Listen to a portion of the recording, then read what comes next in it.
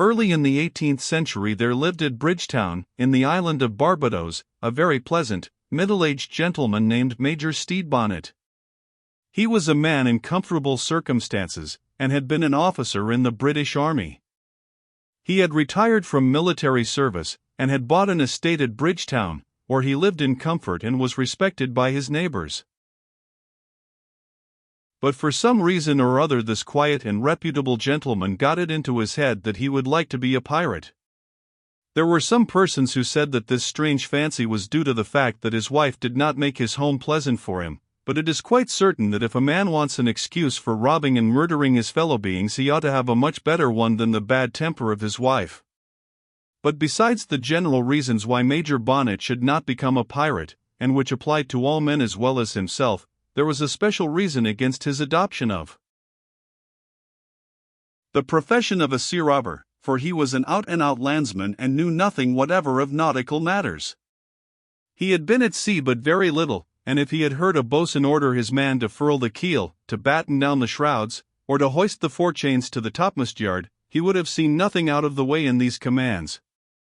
He was very fond of history, and very well read in the literature of the day.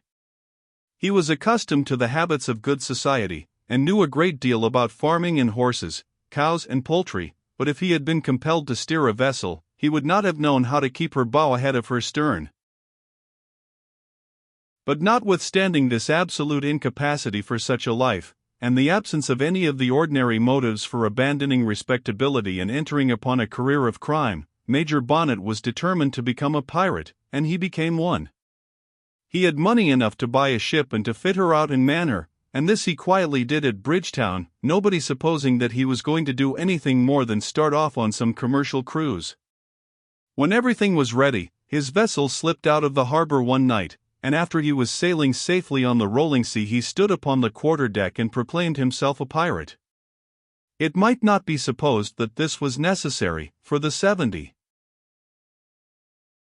men on board his ship were all desperate cutthroats, of various nationalities, whom he had found in the little port, and who knew very well what was expected of them when they reached the sea.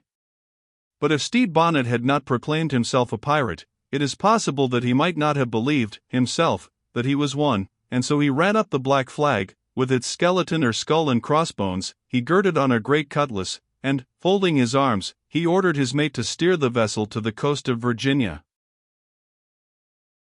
Although Bonnet knew so little about ships and the sea, and had had no experience in piracy, his men were practiced seamen, and those of them who had not been pirates before were quite ready and very well fitted to become such, so when this green hand came into the waters of Virginia he actually took 2 or 3 vessels and robbed them of their cargoes, burning the ships, and sending the crews on shore.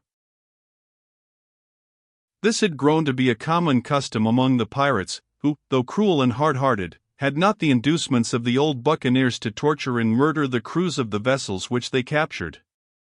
They could not hate human beings in general as the Buccaneers hated the Spaniards, and so they were a little more humane to their prisoners, setting them ashore on some island or desert coast, and letting them shift for themselves as best they might.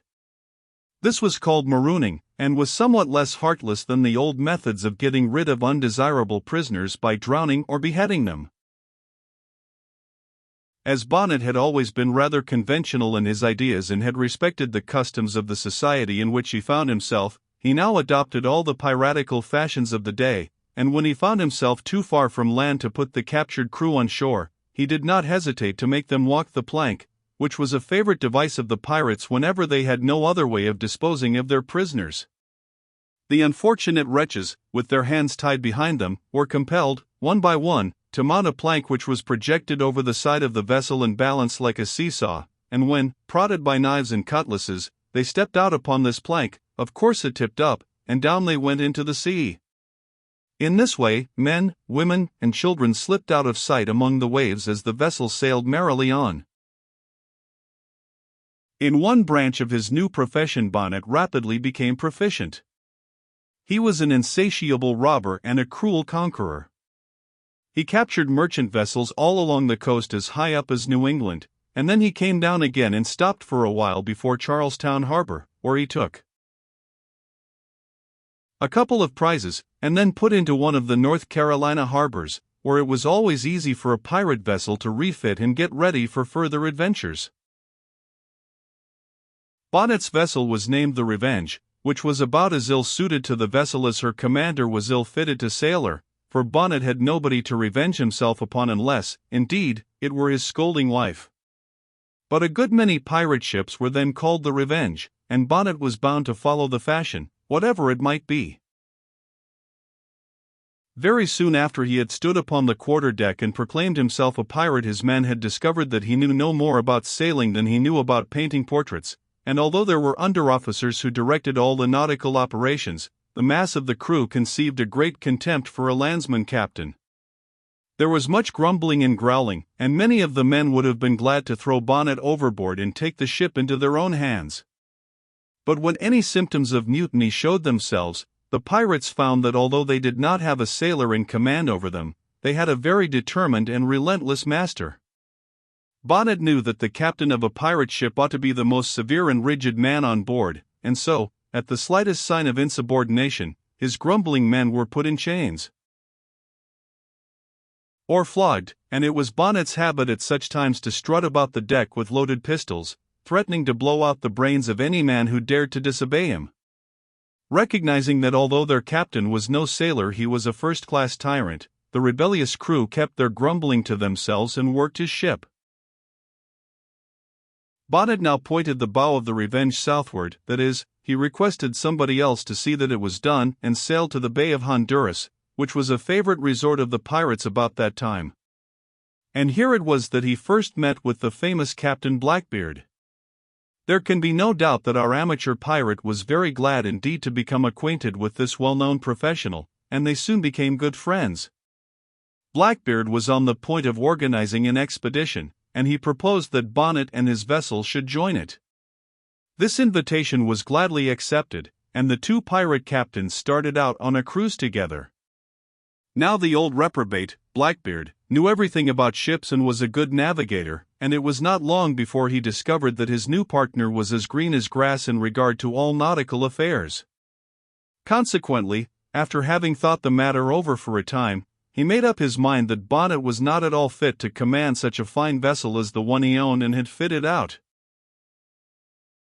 And as pirates make their own laws, and perhaps do not obey them if they happen not to feel like it, Blackbeard sent for Bonnet to come on board his ship, and then, in a manner as cold-blooded as if he had been about to cut down a helpless prisoner, Blackbeard told Bonnet that he was not fit to be a pirate captain, that he intended to keep him on board his own vessel, and that he would send somebody to take charge of the Revenge.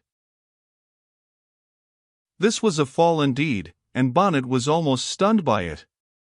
An hour before he had been proudly strutting about on the deck of a vessel which belonged to him, and in which he had captured many valuable prizes, and now he was told he was to stay on Blackbeard's ship and make himself useful in keeping the logbook or in doing any other easy thing which he might happen to understand. The green pirate ground his teeth and swore bitterly inside of himself, but he said nothing openly. On Blackbeard's ship Blackbeard's decisions were not to be questioned.